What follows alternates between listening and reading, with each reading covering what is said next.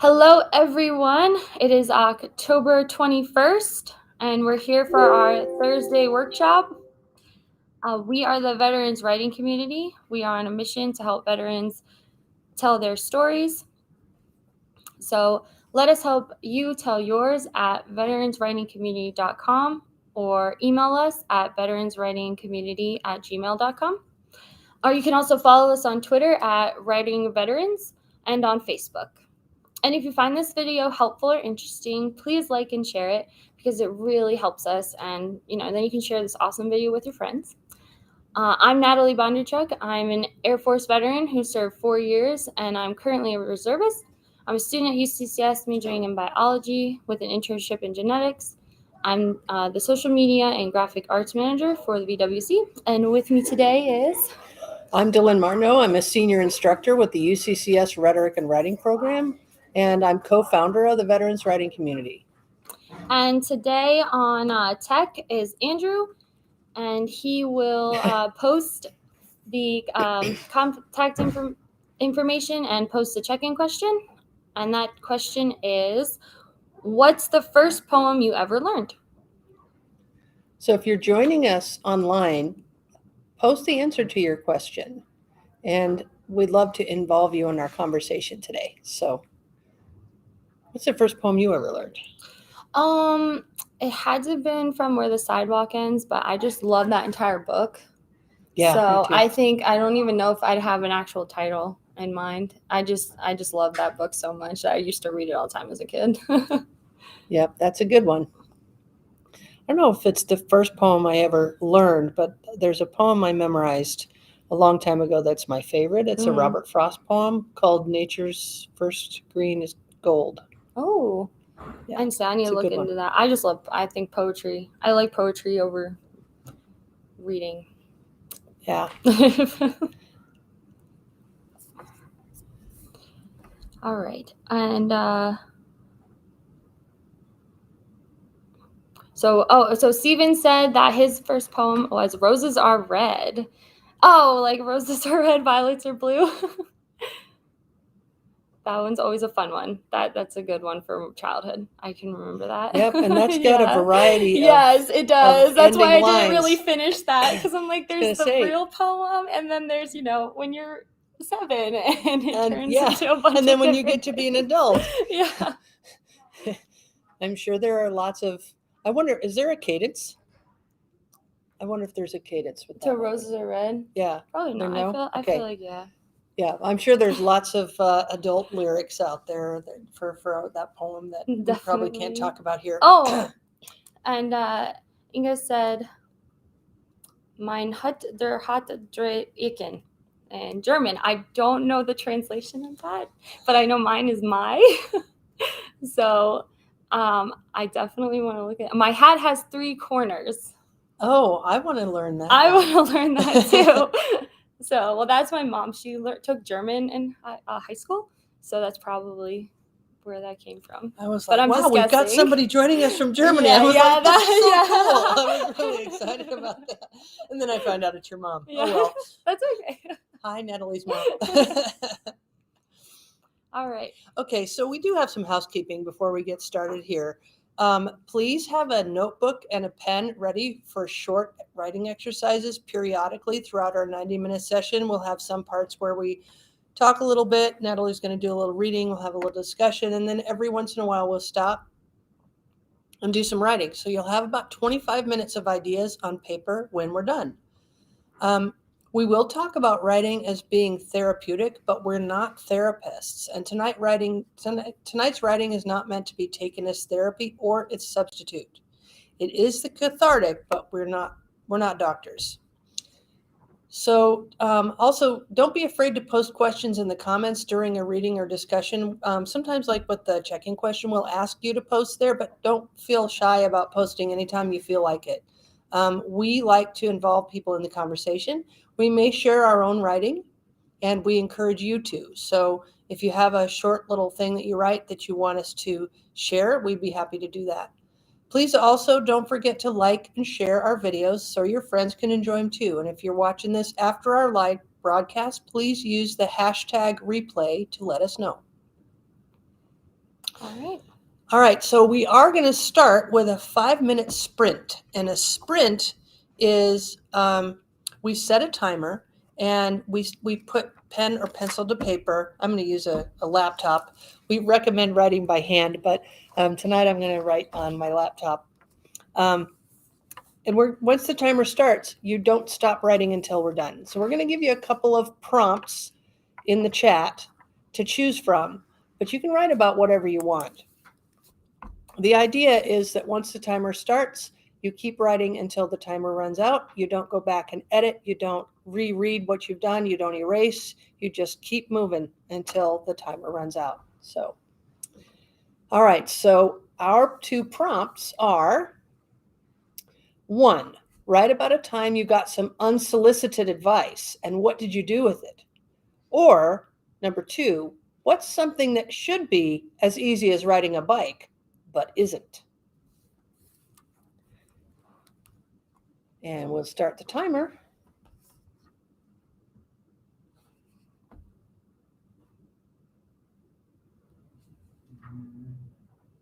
There it is.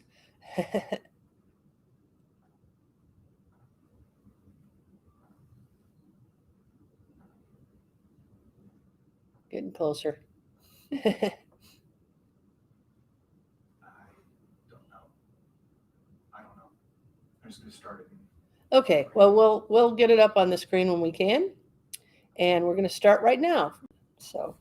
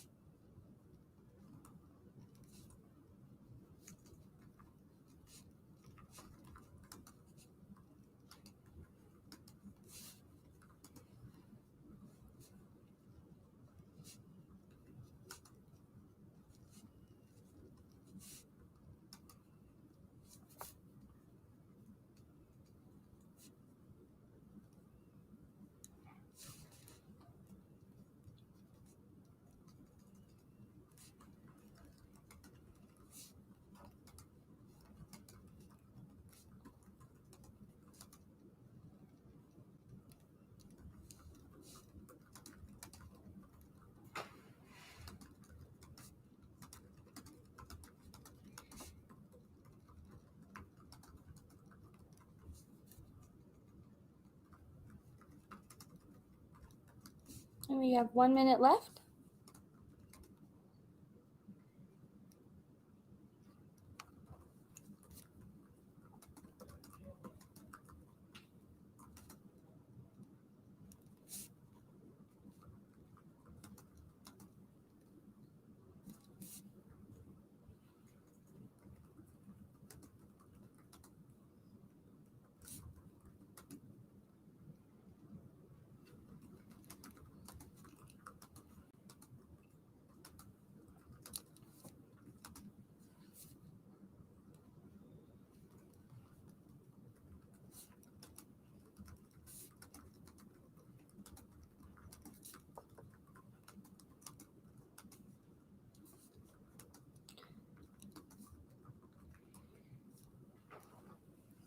And about 5 seconds. So wrap up your sentences. And we're done. Okay, so I've been really looking forward to this, I have to say.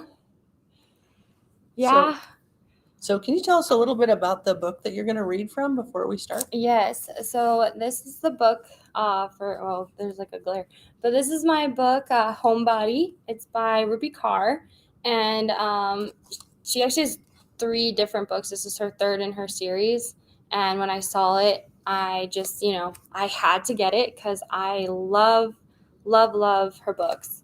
And I just really like her poetry because it has a lot to do with, as on the screen, it has her bio here, but yeah, it does have to do with these honest conversations with herself, and I really like it for self-reflection purposes.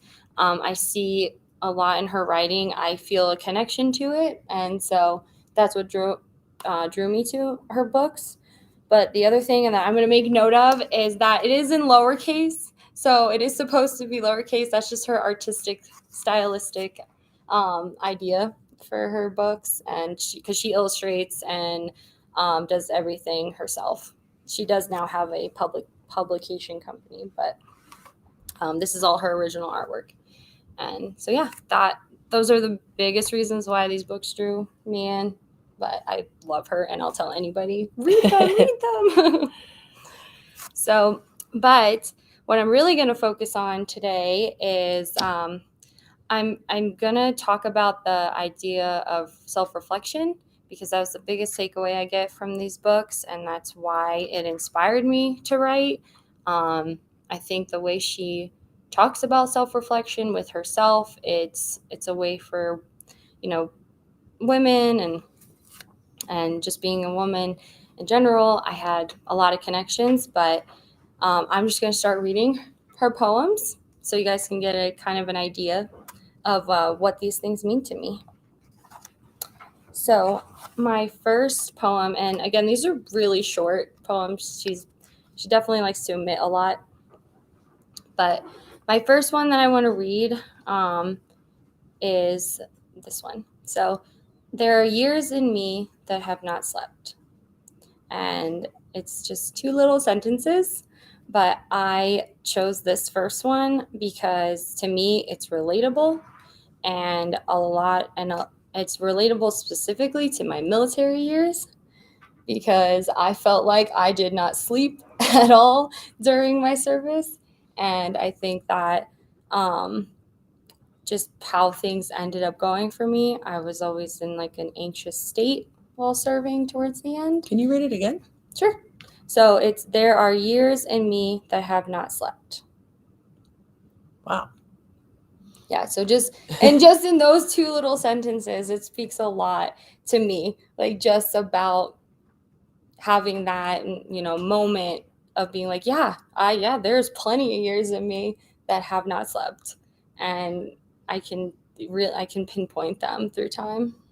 Yeah, and it's kind of points at that restlessness Yeah. that's in your spirit, and sort of keeps you from really feeling settled. Yes. Maybe. Exactly. That's actually what I said too. I was like, anxious, and I said a blur of restlessness and no sleep for my soul. That was how it makes me feel when I read this. Wow. Yeah, and that's why it inspires me though, because when I write poetry, I do it as a self-reflection, but I also do it with like an emotional stance. So that's why that one was important. And then my next one was this one. So this just has to kind of just do with how I see things. It says your partner is supposed to enrich your life, not drain it. Staying when it hurts is not love. And the reason I picked that one is just because I've just seen it happen a lot to people. And I think that was just more of me like looking just back on the years of Okay, I gotta just, try that one again. oh, sorry. Your partner is supposed to enrich your life, not drain it. Staying when it hurts is not love. Wow.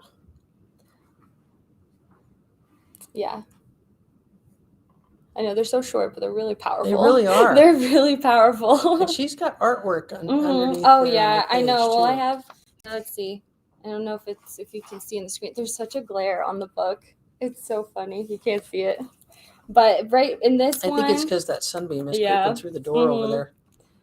But this one specifically, she has like a vase with flowers, and it's pretty much just watering a flower. You're supposed to bring the people up. You're supposed to flower them, and give them something, not let them wilt as a flower. Staying when it hurts is not love. Yeah. Wow, that's powerful. But yeah, so that one spoke to me. And that was, again, like, I mean, I kind of related a lot of these to like military, but I think because I saw it happen a lot, where I would know people who would, push forward in a relationship without knowing someone, or without really being like, well, it's okay, we're fine, and kind of always pushing down the fact that it wasn't okay.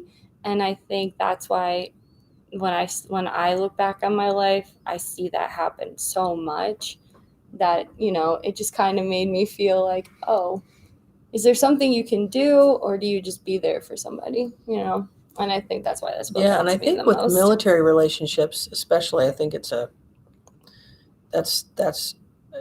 especially. I mean, because you say that you choose these poems partly because of your military experience, and I think military relationships have a dynamic that other relationships don't, and that is especially if somebody gets deployed, and there's that separation. And it's very hard to stay connected to somebody. It is, and yeah. And I've seen people get through it too. Like it's possible on both ends, but I think more so people. I saw a lot of people forcing themselves because they're like, well, we'll move together. I want you to be near me. We're always moving. We have, or if they have children together, it's like, well, I want us to stay close by. And the military definitely causes people to go, oh, well, I'm PCSing. Are you coming? Or are you staying? Do you want to be close to your children? Yeah, and you have to and you always force that have choice. to. And but yeah. And I think that idea of staying when it hurts is not love. People push that down, and they convince themselves they're not hurt when they really are. Yeah.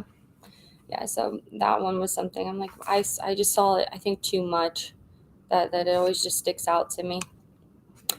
And then this one is so short, but this is probably my favorite in this book. It is, our pain is the doorway to our joy. And that one, like, that one sentence is everything, because that's what I felt. I've like felt that for the last like 4 years of just being in, and but just being in, and So can I hear it again? Okay. So our pain is the doorway to our joy. So our pain is the doorway to our joy. That doorway is the pain to the sunbeam that's blinding I know. I know. I'm noticing it. It's in my face. But yeah, so that one was definitely one that I enjoyed. And I think because I just went through a lot, and I finally got the courage, I think, to tell myself, like, it's done. You're done. Move on. And now I get to do things that I enjoy, and I get to do things where I don't feel as restricted. And I think that was why this one spoke so much to me. Just in, using it as my journey of self-reflection. Yeah, and that's the great thing about those one-line poems like that, is because they make you think and they inspire you to write and reflect on your own life. I think that's the best part about short poetry. Andrew's going to be reading some excerpts from a book called Even So by Gary Young next week in our next workshop, and that has his poetry has that same reflective sort of quality to it. So it'll be interesting to kind of follow up with that. And to see another author's journey of self-reflection, because I feel like when you write poetry, it's, at least this poetry is a lot more emotional, and and it's her really just doing it for herself and deciding I'll share my thoughts with the world. And I think that creates a very unique experience when you're like, oh, I can relate to that and I enjoy that, and I think this is something that is so good. Let's hear another one. All right, so the next one I have is let's do this one. So the next one I have is, how can I be so cruel to myself when I'm doing the best I can? And then underneath it says, be gentle. So okay, I got to hear that one again too. Yes. So how can I be so cruel to myself when I'm doing the best I can?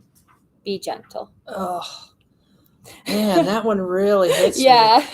that one definitely how hits me can I too. be so cruel to myself when I'm doing the best I can? And then Be gentle. Mm-hmm. That's just that little reminder of, sometimes people are crippled by self-reflection and the just the being too hard on themselves. Mm-hmm. Oh, I struggle with that. That's why I picked it. Yeah. I struggle with that because I think when I get feedback or constructive criticism from other people, it doesn't hurt as bad because I'm like, oh, I'm already doing it to myself a lot worse than you are. Yeah. And I still it still is good, and I'm always open-minded, but at the same time, it's definitely something that I think a lot of people struggle with, and myself, where you're like, oh yeah, no, that was really bad, but you're saying worse things in your own head. Thanks for that, but I've got worse going on in my own head. Yeah, I always try to finish my day with kind of a pat on the back for myself, because lately I have been so critical and so down on myself. What have I forgotten, and what if, and that really weighs on you. So I've been trying to finish the day, like right when I'm ready to fall asleep. What did I do today that was worth acknowledging? Something good that I did. So that's something that I try to either do like words of affirmation, or for a while I did roses and thorns, where at the end of the day you go, okay, name 3 thorns, name 3 roses, or or if you're really having a bad day, name like 5 roses, because like, don't think about the thorns today. And that helps too. That was something that I definitely need to be like, yeah, you know what, I had a great day today. I'm happy. I'm happy I'm alive. I'm happy I'm here. Oh, I had a home cooked meal. This is wonderful. And just trying to pull out those positives to be like, it's okay. Everybody makes mistakes, and you're fine, and move forward. Yep. And that's why I like we're that all one. humans. So. Yeah. And so I like that one a lot too. Okay. We've got time for one more, I think. Okay. Well, maybe two. Maybe 2. I have 2 more, but if it's only one, this one I think is more important. So this one is, this one's the longer one, but I think it speaks a lot to just the world we live in today. So, it feels like I'm watching my life happen through a fuzzy television screen. I feel far away from this world, almost foreign in this body. as if every happy memory has been wiped clean from the bowl of my mind. I close my eyes and I can't remember what happy feels like. My chest collapses into my stomach, knowing that I have to get up in the morning and pretend I'm not fading away all over again. I want to reach out and touch things. I want to feel them touch me back. I want to live. I want to I want the vitality of my life back. I want the vitality of my life back. Yeah. Ugh. So I can read it one more time. Just because I think because this one I think just speaks about the world we live in. It's so fast paced, and I feel like we always a lot of people like I know myself, like there's like disassociation, and where it's like a technological world, and I feel like we forget to be here, be now in this moment with everything around us. And Yeah. and sometimes it's so hard to be present because you've got Mhm. all of those pressures of, the past is weighing on you, and exactly. the projection of what might happen in the Mhm. future is weighing on Mhm. you. So being present is really hard. So I got a very clear picture from that poem of her, kind of being distant from herself and Mhm. kind of looking on, Mhm. sort of with this Yeah. objective, Wa- kind of point of view. Watching my life happen through a fuzzy television screen, you just think the static and, Yeah. just looking and being like, I can't really see the whole picture here.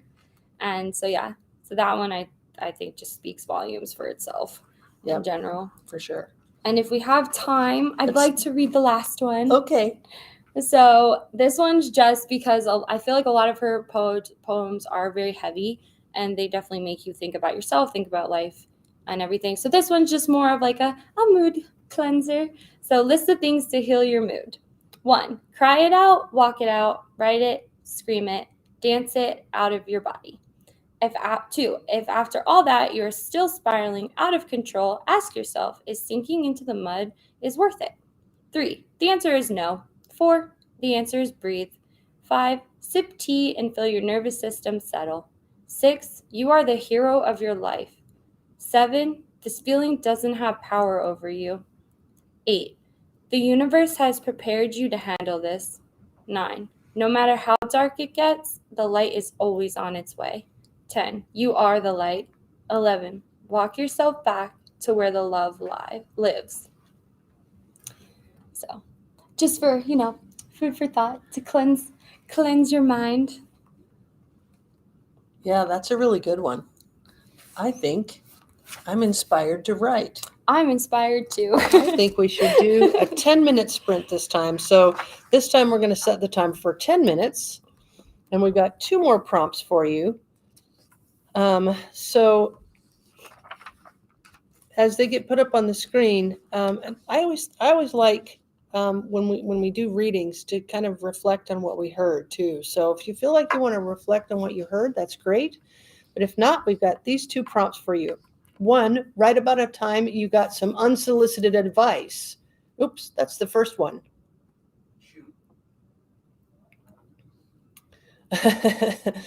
So let's see, we get them up there. One of them is write about a toxic relationship you've dealt with or are dealing with, human or otherwise. Wait a minute. No, the second one is they say a picture speaks 1,000 words. Write about a picture that spoke more deeply to you than a book. Sorry. And the other is, what was your favorite cartoon as a kid? Okay, there we go. What was your favorite? I'm going to ask you what your favorite cartoon was when you were a kid when we're done with this. So, all right, there's our timer. Let's get writing. All right.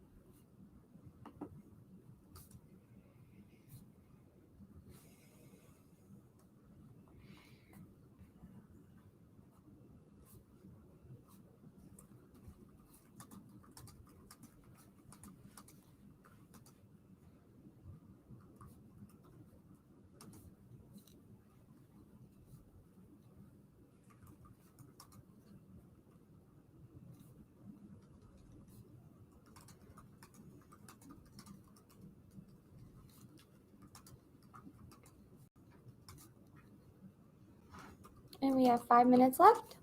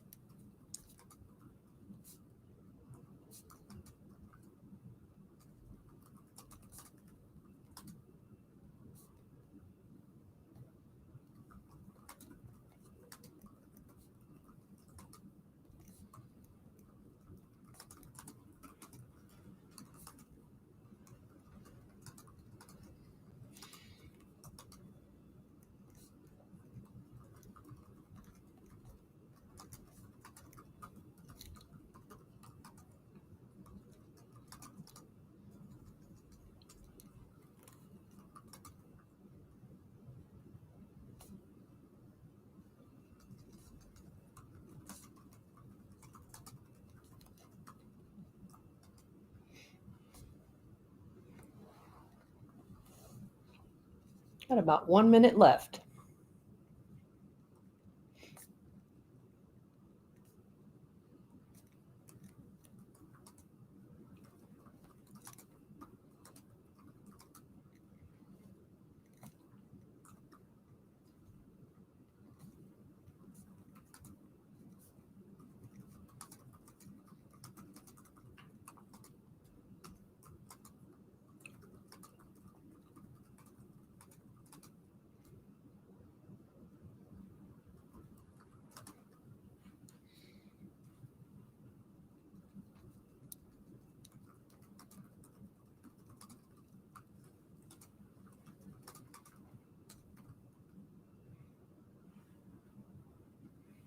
Ten seconds.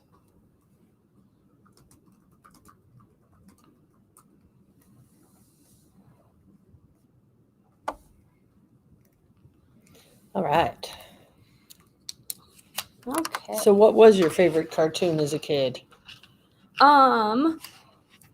My favorite cartoon, well, I have multiple. I watched a lot of cartoons as a kid.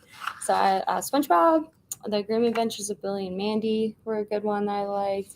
And I also liked The Adventures of Chip and Dale. They had like this TV show when I was a kid. Yep. And yeah, They were little detectives. Yeah. That was a Yeah, cute and one. I love those. What was your favorite? Oh man, I was a Looney Tunes person. Looney Tunes? I loved Looney Tunes as a kid. So yeah, those classic ones from the 40s and 50s. Those never go. They never go old. It looks like we have Steven said that his favorite was Bugs Bunny Bugs and Bunny Snoopy. and Snoopy. Yeah, me too. I love Snoopy. And yeah, and the Maori kiss. I'm not familiar. The Maori kiss wasn't on her lips. I'm not familiar. That sounds like a poem. So Stephen, maybe from the So Stephen, if you composed that, we'd like to know that. And if you got it from somewhere, let us know. Yeah. Because I'm we'd interested. we're interested. Curious. I'd like to give some credit where it's due. So one thing that Andrew and I have done over the last 2 sessions is to share what we have written in response to this text, because the whole theme of this whole month's the whole series has been books that inspired us to write. Yep. So we've been sharing some of our own writing that the books inspired us to do. So have you got something that you wrote that you'd like to share? Yes, I have 5 poems that I wrote myself. So I think they're definitely they're from the heart and soul. So but yeah, trying to think which one. They don't really have any titles or anything because I think I'm still working with them, but I think I'll start with this one. So here is my first poem. So, smiling faces, genuine or fascination, human interaction, are we special or acting? Raised as a number, expressing individuality, how to break the brainwash feeling, like everyone is watching, expecting you to fail, an outsider to your own, memory or reality. So that's my first one. That inspired I want me. to talk about that one because Sure. I think one of the things that really got me in that poem, I've read that before, and I like that poem because I think that really speaks to the veteran who is recently separated from the military, who is trying to navigate life as a civilian. Yep.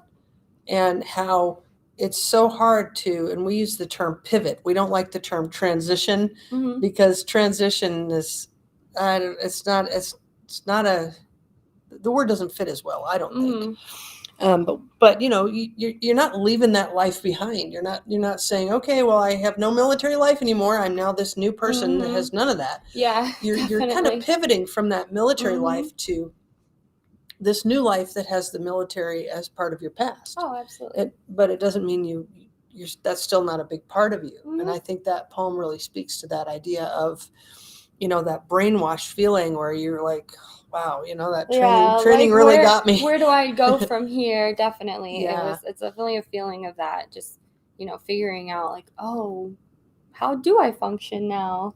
And, just getting, it was also just getting a grip on my life, because I also, the other thing that stemmed from this is in the military, I felt like it was, they're always telling you like, oh, fake it till you make it and everything like that, coming back into civilian life, it's like, okay, well, I don't have to fake it till I make it. Maybe it's distinguishing whether somebody's genuinely there for you or not. And I think that's definitely where a lot of that stems from too. Very cool. So we did get an answer from Steven. Yes. It's not Pinky in the Brain, although he did say that too. He did compose it. Oh, wonderful. From a photo. Oh, see, that's awesome. I love that. Yeah, the Maori kiss wasn't on her lips, so now I want to see the picture. Yeah, right. But yeah, that's wonderful. That's amazing. Yeah. No, you definitely, if you feel comfortable, sharing it, then Then yeah, that's please do. we absolutely encourage sharing of work. So, okay, let's hear another one. All right. So, guess I'll go with this one because it's kind of still on the war path or the military path. So, at the thought of war, does your heart beat faster? Raise your right hand and swear. Is this reality? My rights taken so blatantly? A patriot or a hypocrite? So, That reminds me of a conversation I had with my friend Sherry, who you met, about how when you take that oath, you give up your rights. And we were talking about in the context of vaccinations. When you take that oath, you become property of the American government, and they say you get a shot, you get a shot. Yep. And so there is no controversy because you do what you're told that to is do. what you have to do. And I think, and that was something that, I think I faced a lot in my day-to-day job. I worked with a lot of different people, and there, it was always a matter of fact kind of thing. Like, in the military, at least in my job, it was like the customer's always right. Like they made it very apparent. And I think that's where, sometimes you'd be like, are you crossing a line? But, you're an airman, or you're a private, you're in that that ranking system where it's like, do what you're told, you're the younger, brand new person. You have to do what we tell you. And I think that's definitely where this came from, because I'm like, well, I did this because I actually, I enjoyed serving my country. But there were definitely things where I was like, my morality became, confused just based off of other people, where I'm like, is this really what we're supposed to be doing? Just always asking yourself that. And that's confusing, especially for an 18-year-old. Sure. It reminds me that we did a whole series on moral injury. With we had a guest, Aaron Fowler. I think that was our October series, or maybe it was our December series last year. So if anybody's interested in going back and looking at some of those older videos, we did a whole series on moral injury, and just the whole idea of trying to reconcile what your training teaches you to do versus what your heart tells you, and how you were raised tells you to do. We used a real strong example of, you're trained to kill, but you really don't want to do that. Yep. I had that in basic training. Actually, it was the first time that whole concept came up, and of course it came up multiple times throughout my military service. But I remember our teacher was saying, if a child comes like up to you, with, I think it was with it was in that sense of where they look suspicious or something like that, or they come running at you, they were like, what would you do? And they were like, and if you said kill, you're correct. And it's a moment of going, oh, yeah, I guess that is what I signed up for. Yeah, because if they have an IED on them. Mm-hmm. Yeah, exactly. It's that moment of being like, oh, okay, this kid from foreign country over the people that I'm serving with, that IED would take out the kid and those people. But if you take out the kid, you save more lives. You save the lives. Yep. And that's a hard thing to, talk about and swallow and come to terms with. Exactly. More poems. All right, more poems. So these are more just kind of, maybe not so much military, but more my self-reflection. So there's this one that I think I like this one. So, a flower inside me blooms. Is it passion for greatness? Wilting from harsh phrases? Am I sensitive? Am I overbearing? Am I emotional? Am I desensitized? Or am I a contradiction in my own eyes? So, Yeah, that more was just like me self-reflecting on myself, you like when I brought it before from her poetry, just you're your own worst critic, just asking yourself like, am I doing things right, or am I, does the way I feel sound? And I think that's definitely where that one came from, just looking inside and going, hey, what's going on? Yeah, and just realizing that sometimes you're overthinking it. Mm-hmm. I mean, that's something I've been dealing with a Yeah. lot lately too. Like, am I forgetting something? Am I Mhm. getting trapped into saying or doing something that I'm Mhm. not supposed to do, Yeah. or into making a mistake that I Mhm. can then be like accused of? Yeah, exactly. And most of the time, no. Yeah. But when you look at it from, you're reflecting on it, it's really hard not to be so hard on yourself. Yeah. Oh, definitely. And that's why I wrote it, because I was like, yeah, I'm pretty hard on myself, so ask those questions, say it out loud, and sometimes when you say it out loud, it becomes less serious than when it's in your head, in my opinion.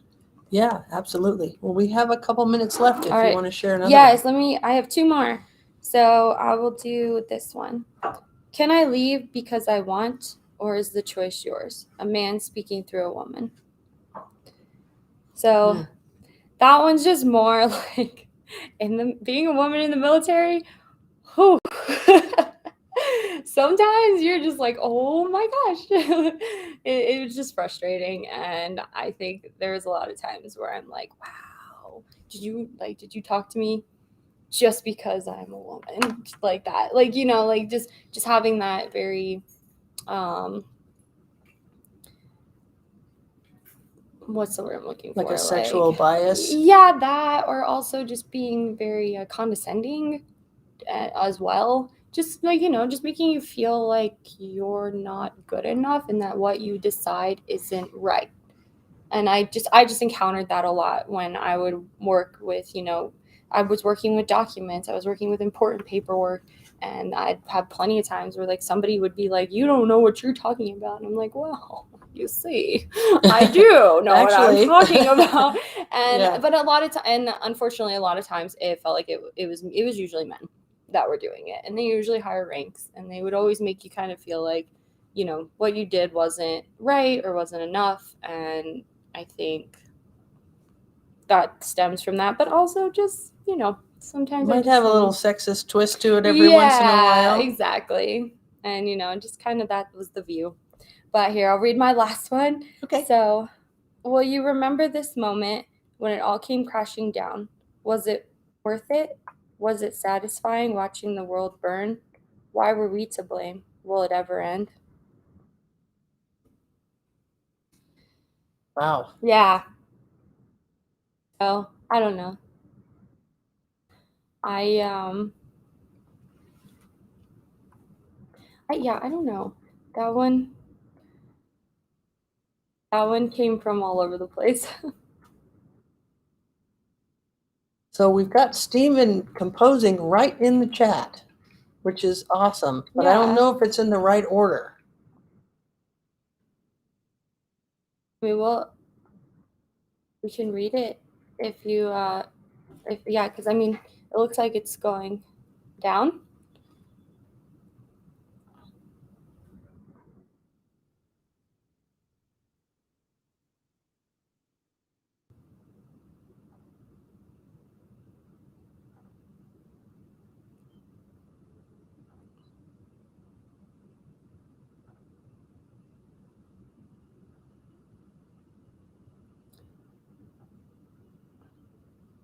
Okay. So we got it pulled up, Steven. So I hope it starts here. I think are you gonna try and put it up? So we got it pulled up, Steven.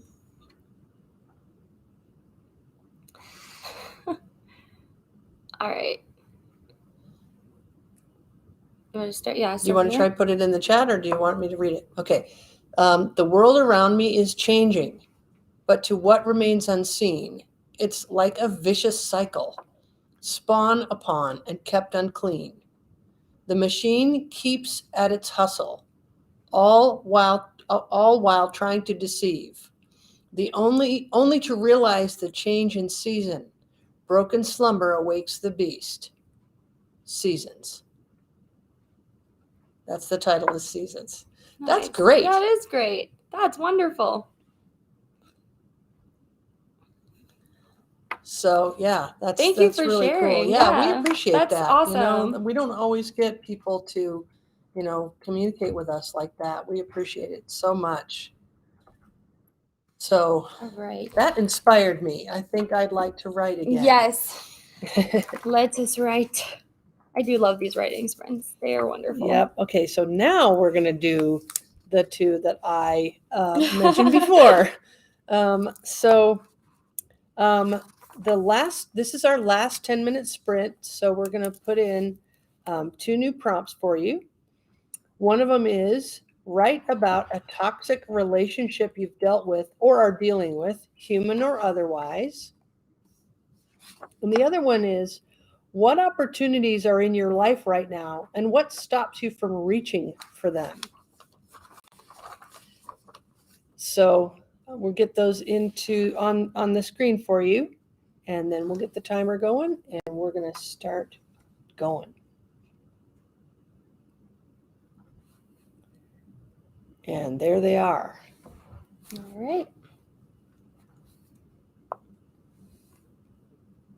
So here we go.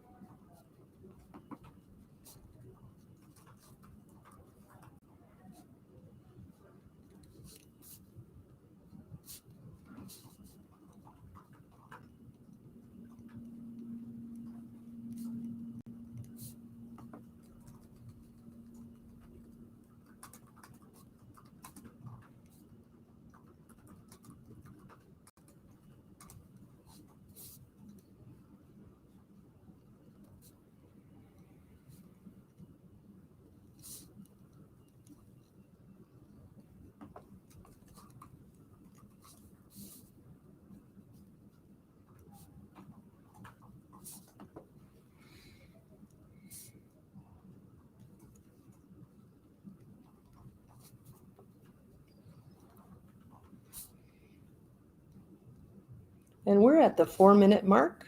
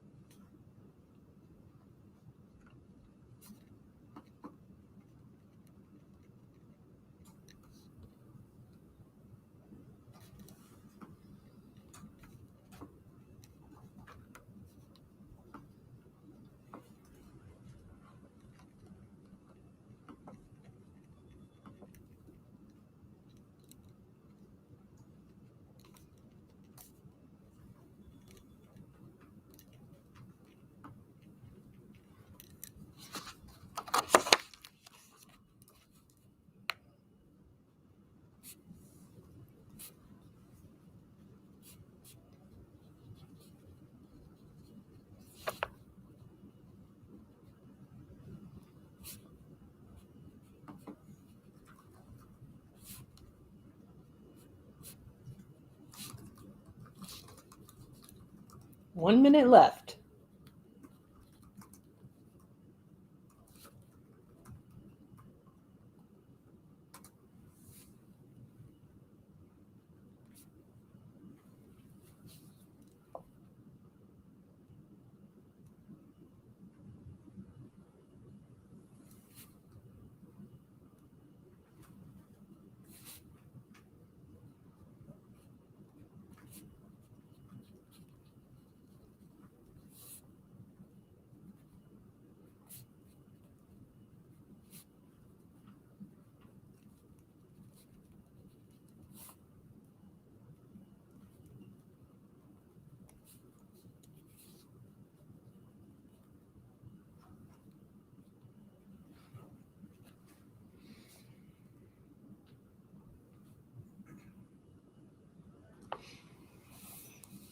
All right, finish up what you're writing. Dot your T's and cross your I's. Har, har, har. All right. So, yeah. So, in the last segment, what we've been doing is we have been talking about our 4 tenets. Mhm. And so, I want to know how your choice of book to talk about tonight kind of lines up with our 4 tenets. All right. So, we have plenty of time to talk about that. So, So, the first one is, who are you writing this to? So who, and we've kind of taken this from 2 stances. One is from the author's stance and one's from your stance. Yes. So starting with Rupi Kaur, who do you think she's writing to? So honestly, with this one, I thought her audience was definitely women, just because she touches on a lot of personal experiences, But I think she also, gives that almost like that outreach to women to be like, it's okay if you've gone through certain things, it's okay to talk about it, or, feel comfort in her writing. And, I know some of the poetry is about abuse. Yep. Okay. Yep. And you didn't choose to read any of that tonight. I did not. No. Just because I didn't choose to read about it because I wanted to do it in You had kind of a theme way. you were going yeah, with. yeah, and I feel like that abuse can be a really tough topic, and so I wanted to give it the the justice it deserves if I was going to go into it. Right. Really give it my all, and so I felt like self-reflection just resonated better with myself, but also in a way where over an hour and a half I think I can I can talk about it in a way where abuse, I think I'd need more time to really talk about to it, do it justice and yeah, give it the respect it exactly deserves. but there's definitely a lot of there's abuse going on in this poetry, and just a lot, and it's a lot of it. Sometimes it comes off also too as self-hatred and understanding, trying to work through your issues. But yeah, And I think a lot of it really encourages reflection. So, definitely. So women who may have been traumatized in some way, Mhm. either by, in your case, in some ways, military service and training sometimes is traumatic, and trying to reconcile those moral injuries that you suffer from that. But then also, she's got some really, really tough poetry in there too. So, yeah, helping people kind of reflect and grow, definitely, and separate themselves from the trauma and grow as a person as a result. Yeah. So I mean, yeah. So anybody here with us tonight, like, if there's definitely a lot, there's more nitty gritty issues that she brings up in her poetry. So if that's something you're interested in, or you want to self reflect, I recommend that for anybody who would fit into that audience for sure. Like this poetry, I mean, it helps me. I love reading it. I'll read it multiple times, even when I'm feeling upset, and so that's who I think it definitely can relate to an audience. And so like that. who is your audience for your poetry? Myself.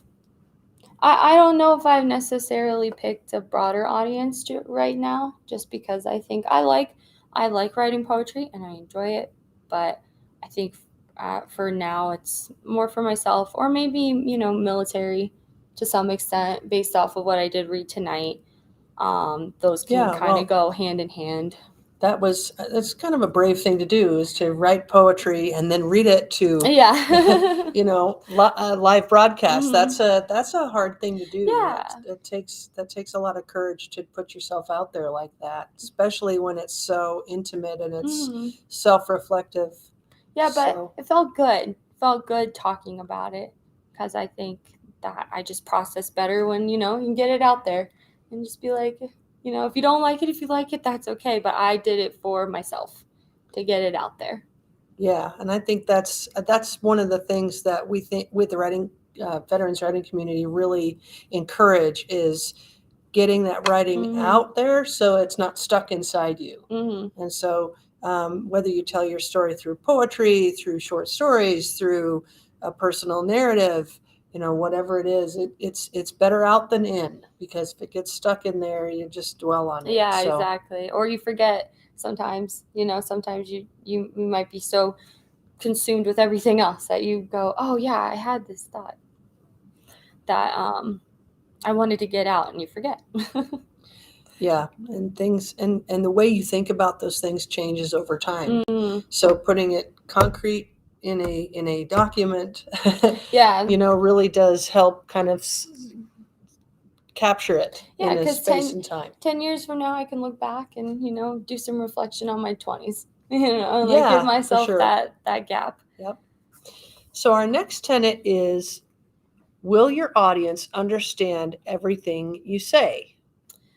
So in Homebody, I think that Rupi Kaur, I think she makes it explicit about what she's trying to say, especially with the harder topics that she brings up. I mean, she makes it very in your face. This is what I'm talking about, but in a way that, it's she portrays it in a way where it's some of her personal experiences, or it could be others. Sometimes she alludes to like, oh, this might not be mine, but this is someone I know went through this. But most of them are her personal experiences. And she also includes, and she'll usually include a title, or she'll have like the one I read where it says "Be gentle." It's like a little dash, and it says "Be gentle." And the way I read that, I take it as that's the title of the poem. But then she expresses in a way where she's like, "Well, I'm my worst critic, so I need to remind myself, be gentle." Yeah, and it feels kind of like advice too. Yes, yeah, yeah. There's maybe your unsolicited advice through the poetry if you want to take it or not, but So, and I think that's the beauty of poetry, especially really short poetry like that, because it can be interpreted so many different ways. So when we talk about the second tenet, will they understand everything you say? It's really hard not to understand a short poem, but it can be interpreted so many different Yes. ways based on your own experience. And I think it's just her being willing to be vulnerable and connect to her audience through that vulnerability that makes it really great poetry. Oh, definitely. And I think that also ties with the audience too. Like, there's gonna definitely be more of a select audience who's gonna be like, yes, emotions, I want all of it, I want to feel it. And if her audience is mostly women, then women are generally more sort of emotional, or maybe more willing to express their emotions outwardly. And so they're, I think, in a lot of ways, more willing to make those connections, or to recognize when someone's trying to make or be those like, oh, connections. you're going through something, I hear you. Just having that kind, almost like that sympathetic, possibly empathetic relation to her indirectly through her book. And I think that's where the understanding comes from, where she doesn't have to say it all, but if you just get it off the first bat, you're like, this is what I think it means. And it could mean something else. It could totally mean something else.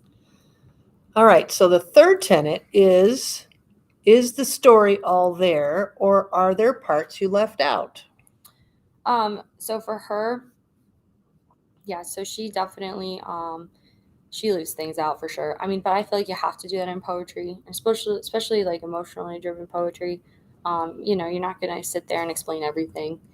And her style too, with her short sentences and things like that. But the biggest thing from this book is that she discusses sexual assault, she discusses abuse, and she doesn't use the word rape in her poems.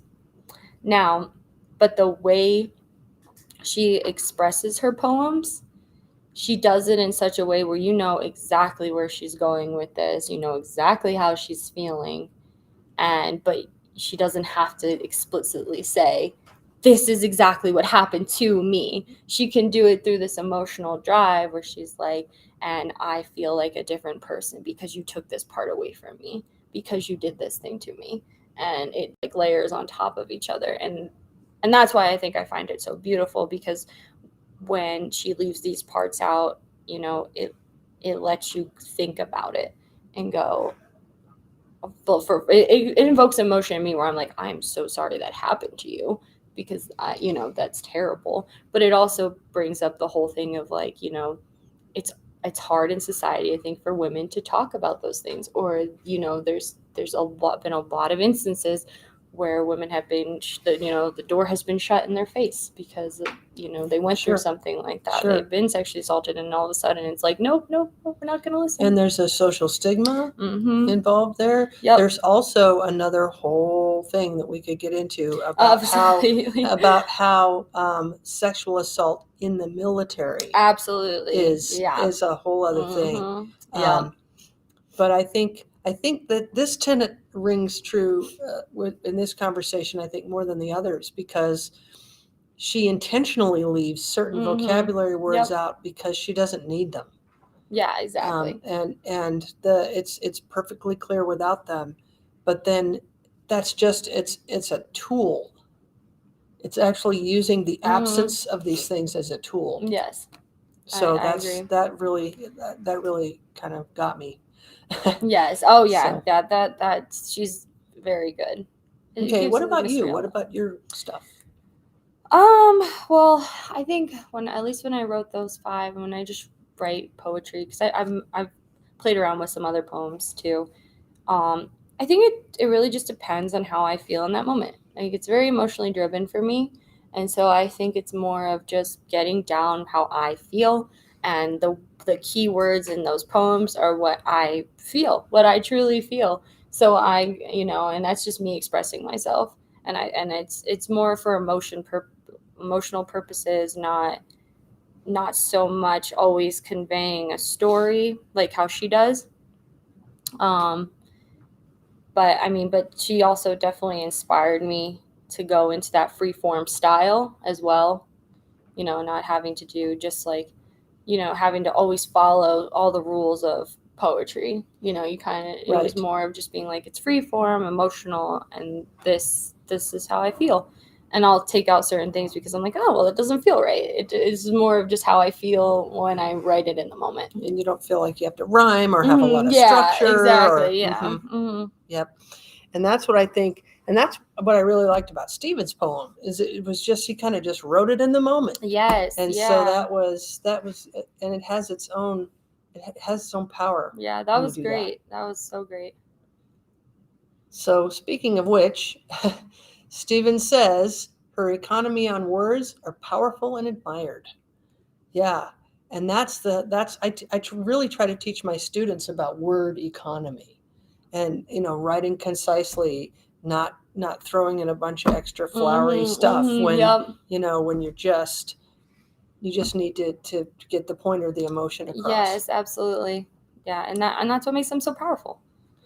So the 4th tenet is, why are you writing specifically about this?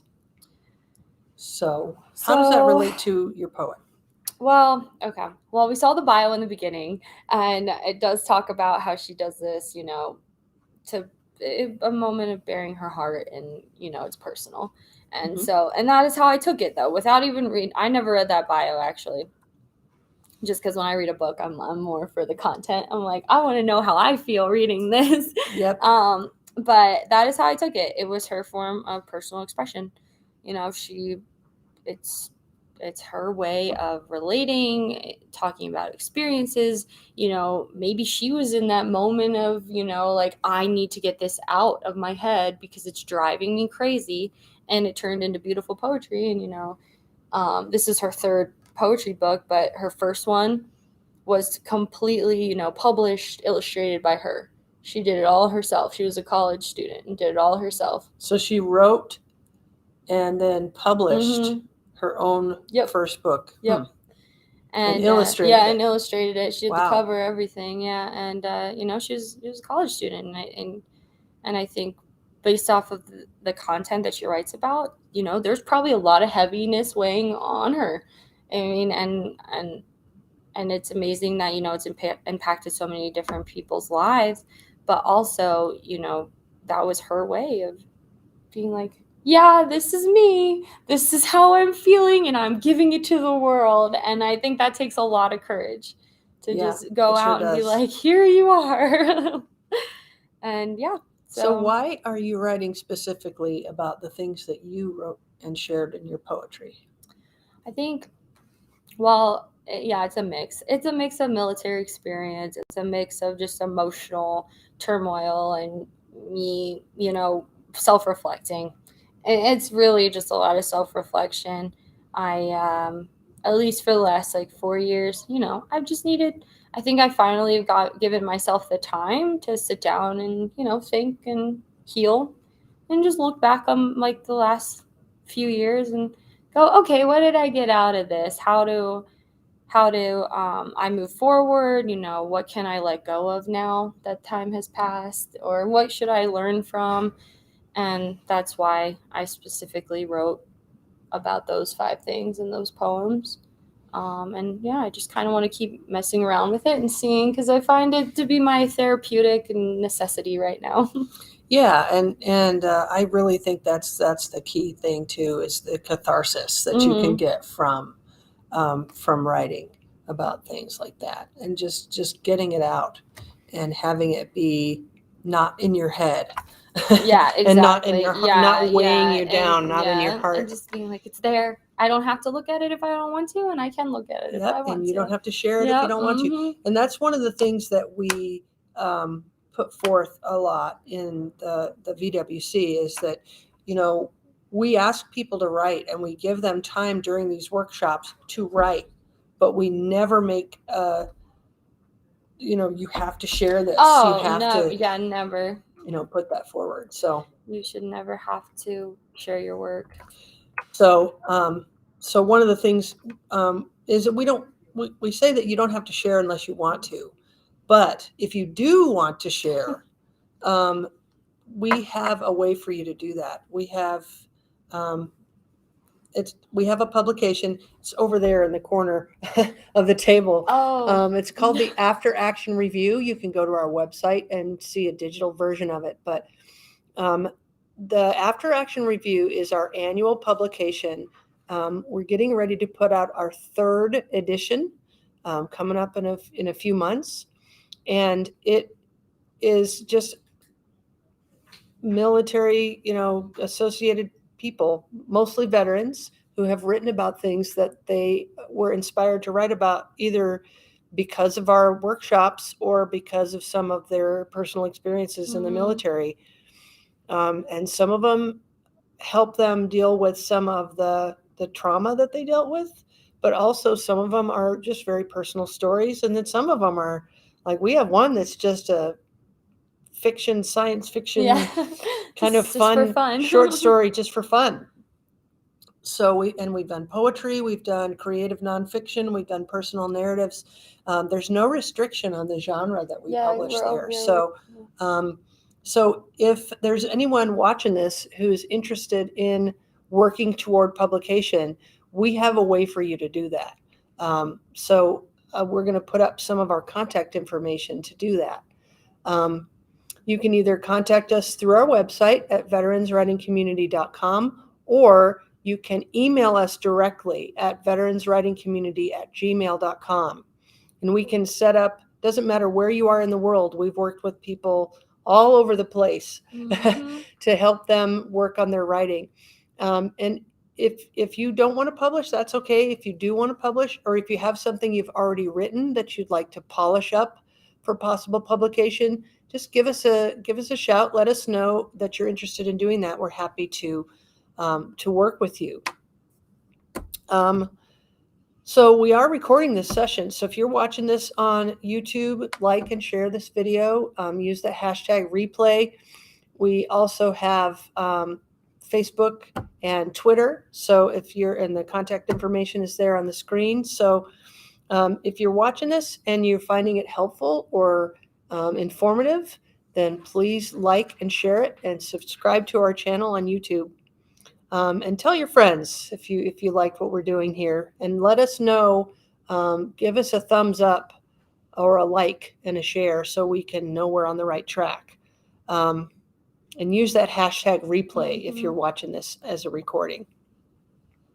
So a couple more things. When we're done here, we recommend that you follow up your writing with a 20-minute sprint as a follow-up, just to finish up those thoughts. Sometimes you get rolling on an idea and 10 minutes just isn't enough. And while you're in the right frame of mind, just finish up with another 20-minute sprint that finishes your thoughts, develops your ideas that you started here. And then once again, visit our website or contact us if you're interested in working toward publication. Yep. And and next week. Yep. our final workshop for October. So next week we are going to be going over Gary Young's Even So with Andrew. And